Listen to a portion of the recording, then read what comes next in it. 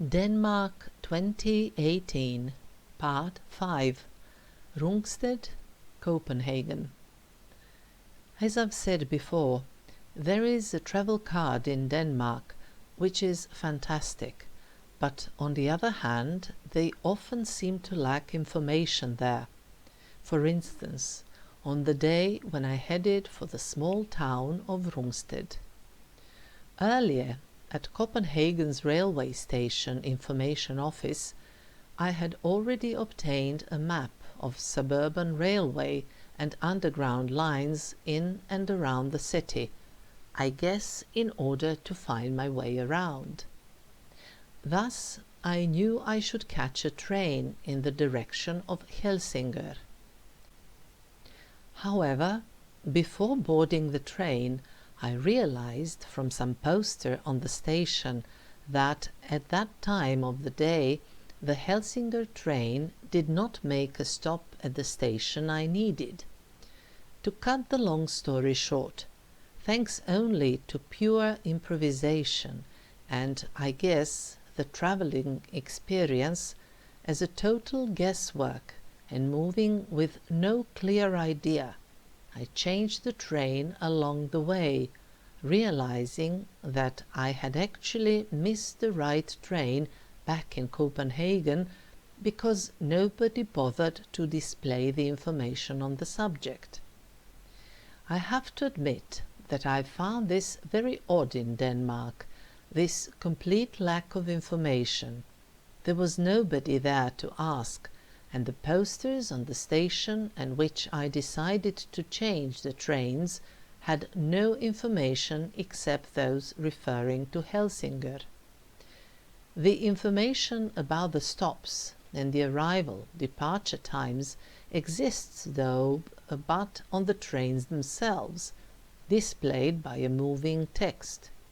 This was certainly not the first time for me to use trains on my travels, and I'm thinking here primarily of Western Europe, so I found all of this quite weird.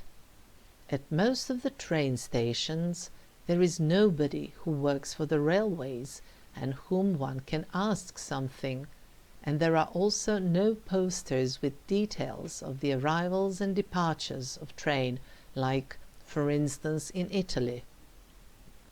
I presume that the main reason for all of this is the modern development of technology. It is presumed that everybody has smartphones, Danish ones, and therefore they have an internet connection all the time, so it is enough to download an application. If your mobile is roaming, then you are stuck and with no information whatsoever. On the other hand, because of these issues with maps and transportation, I got an impression that Danes are somehow not interested in independent tourists like me. It happened, for instance, in a couple of places that there were information about where, let's say, the visitors' center was, and it was even nicely marked on the map displayed by the local authority. Then you come to the place and find a closed door with a note that the office has been closed and that you need to go to a completely different place, which, by the rule, is farther away from the center. Well, okay. This independent traveler managed to find her way around, including also on this day. After the initial troubles, I finally reached Rungsted, and there, to my surprise, I found the signs from the very railway station. The signs pointed towards the Karen Blixen Museum. For those who are not familiar with the name, Karen Blixen was a Danish writer from the 20th century, who is probably best known to the wider audience by the film made after her autobiographical novel, Out of Africa. By the way, she achieved her first literary success in America using a pseudonym Isaac Denison. I must admit that I have never actually read her work, but as an incurable romantic soul, I must have watched the film at least a dozen times. So it was Meryl Streep and Robert Redford who actually inspired me to come here. But not only them, also John Barry. Now you are probably asking who this is. Well, this is the composer. He is interesting not only because he composed the music for the film Out of Africa, but probably even more so for composing the music for as many as 11 films about James Bond, while he also did the arrangement for the famous introductory theme song from the Bond movies. Still, it is precisely the music from Out of Africa that I find to be one of the most beautiful film music. John Barry got an Oscar for Best Original Score precisely for this film. Although this, so to speak, music story has realistically nothing to do with my traveling around Denmark, it is still indirectly linked to my destination of the day, so I believe it is quite all right that I put it in. So, one can reach the Karen Blixen Museum also following a path that leads through a forest belonging to the foundation. Namely, after her death, the entire estate was turned into the Rungsted Foundation, which, among other things, provides a bird sanctuary on the property. Also, the grave of Karen Blixen is located under a beech tree in that forest. The museum itself is actually rather small, and this used to be the house of the Dennison family, which is the maiden name of Karen Blixen. Her siblings gave their shares of the inheritance in order for the property to stay intact and be able to function as a unique foundation. To start with, people are allowed in every half an hour, and first they get cotton shoe covers in order not to dirty the floors, and then somebody from the employees tells them some interesting things linked to the writer, her life, and the museum itself. The life of Karen Blixen was very fascinating. A part of it may be seen in the film or read about in the book, but I was shocked when I saw her in a photo displayed at the museum with Marilyn Monroe. I simply asked myself what the two of them were doing in the same place. But then I saw the then husband of M.M., Arthur Miller, the playwright, and the situation became quite clear. So, although not too big, the museum is quite an interesting place where some additional details linked to the life of this writer may be learned. After the leisurely visit, I sat at the cafe restaurant that belongs to the museum, had a bite and got refreshed with a nice coffee, and then I headed back through the forest again. This time I followed another path, but that was not a problem, since the estate is not too big. So I left it soon and went to the railway station. By now I was well versed, and after a short while I was on the train to Copenhagen. Finally, my plan included a more concentrated visit of the capital of Denmark. At the beginning of my visit to this Scandinavian country, I was thinking about visiting a couple of museums in Copenhagen, but eventually I gave up, since I did a lot of sightseeing and visits during the previous days, and now I just wanted to walk around and look at some interesting places from the outside. Thus I went to the botanical garden, but I actually just walked around it, and then continued to the King's Garden. This is the oldest garden in Denmark that goes with the palace. It was designed back in 1606 when Rosenborg Castle was also built during the reign of Christian IV.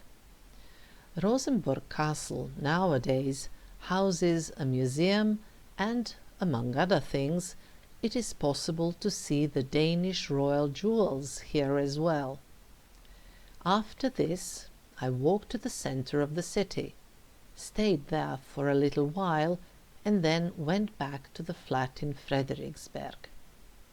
The next day, there was finally no rush and catching intercity coaches or some other longer distance transportation. I felt very local, since I first went grocery shopping in order not to leave the fridge empty when Rade returned from his own trip, and later I caught a bus, not the one I had taken before, but another one that had a stop in another street, which additionally made me feel local. I had started to improvise. Thus I got to the center of the city, but from the other side. To start with, I wanted to go and see the monument to Bishop Absalon, who is, according to the legend, the founder of Copenhagen. I must admit, I don't imagine bishops on horses with a helmet and an axe in their hand, but the Danes certainly know why they showed him in this way. At the very square where the monument to Bishop Absalon is erected, there is a large parking lot for bicycles. Bicycle is exceptionally popular as a means of transportation, and if you like to ride a bicycle, Denmark is the place for you. Once, when I returned to Copenhagen by an intercity coach, I saw a young man who came by the same coach, taking his bicycle from the luggage compartment, sitting on it and riding off. Anyway, then I went towards Frederiks that was very nicely lit on this particularly cloudy day. Directly from here, there is a street that leads towards Amalienborg, the seat of the Danish royal family. In the square, there is a monument to King Frederick V on a horse, as well as different palaces that belong to this complex. It was by coincidence that I got here right at the time of the changing of the guard, so I decided to stay here for a while and see what this looks like done in the Danish way. Simple, formal, but also taking a bit too long. You can have a look at the short video clip found in my blog. I did not stay to the end of the changing of the guard, but rather I went to Nyhavn, which was still pretty, but somewhat differently lit than the first time I saw it.